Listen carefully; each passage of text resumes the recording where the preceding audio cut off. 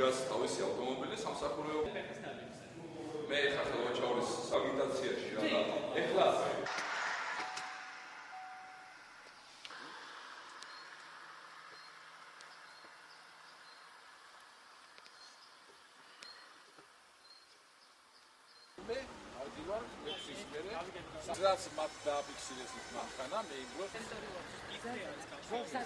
ხელვაჩაურში დაფიქსირდა ადმინისტრაციული რესურსის გამოყენება, კონკრეტულად გამგებლის მოადგილე ნოდარი თურმანიძე იმყოფებოდა სამსახურებრივი ავტომობილით ქართული ოცნების საარჩევნო შტაბში.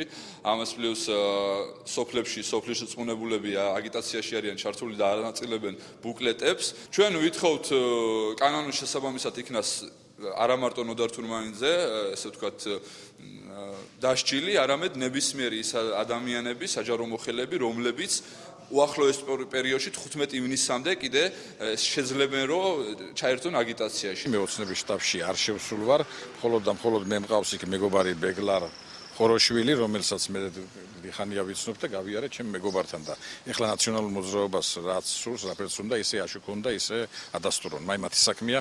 კი ბატონო, დავაფიქსირე.